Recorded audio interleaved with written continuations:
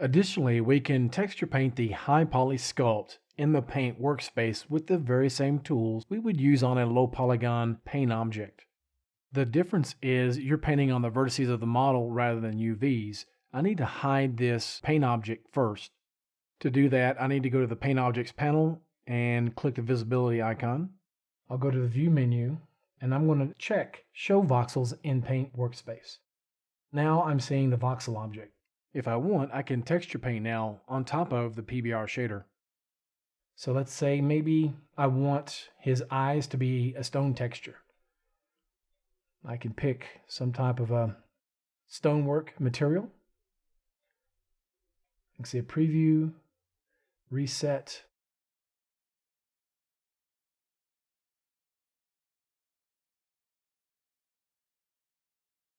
Can adjust my roughness.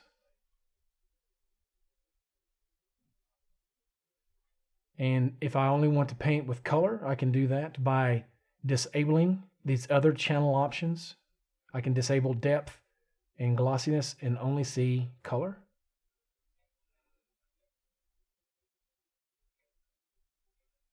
If I want to fill the entire thing, there are a couple different ways that I can apply it. I want to make sure that I'm on the right layer first. And you also want to make sure your layer has the proper amount of opacity and it's in the right blending mode. If it's hidden like this, you won't see anything. And it's because, again, the layer needs to be visible, as well as your channels that you want to utilize. They need to be enabled. And you may want to check your opacity. So I find that when working with smart materials, it's always a good idea to do a little bit of a pre-flight checklist. I'll proceed and just start painting.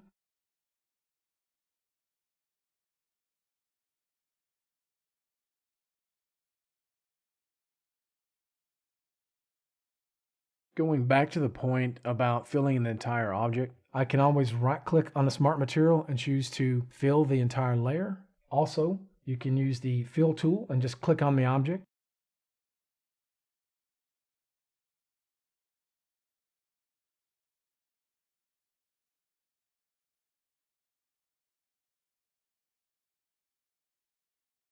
And so now when I go to baking, I'll get both the PBR shader and smart materials or any other paint that I may want to apply.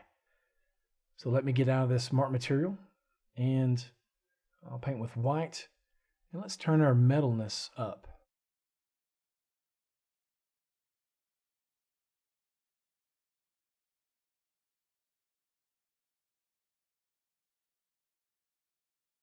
So I'm going to increase my depth value.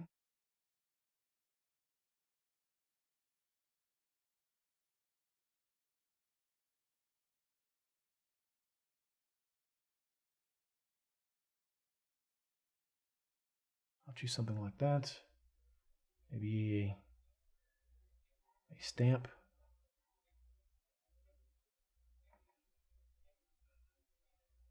Okay, and if I want to, I can adjust and see the depth changes on the fly. So this is your sculpt layers in action.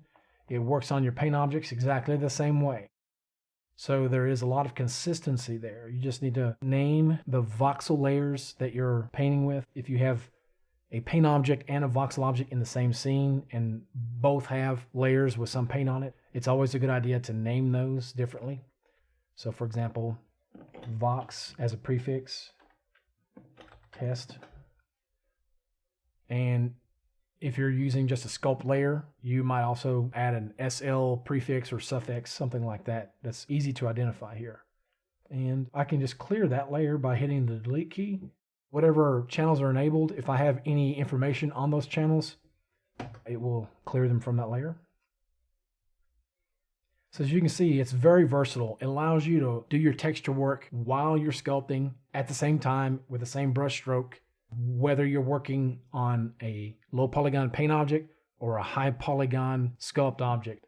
Before we wrap up here, I just want to try and bring some clarity to the topic of using different mesh types in other workspaces. In general, as I mentioned before, they are designed to work in their respective workspaces, meaning If you want to texture paint on a low polygon UV mapped model, you would go directly into the paint workspace from the file menu or the splash screen, do your texture painting there, and then just export from the file menu.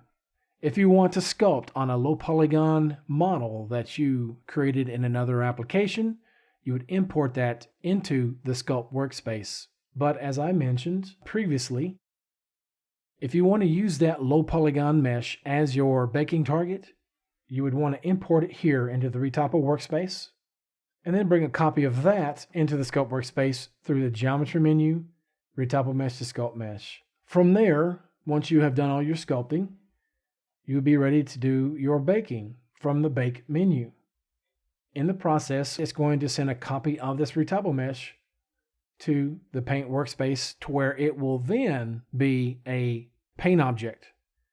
That means you can actually see that object not only in the paint workspace, but the tweak room and the UV room. All right, let me hide the paint object.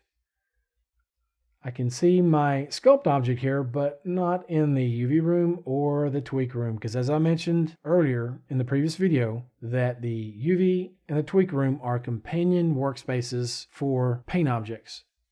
While I'm here, let me unhide the paint object.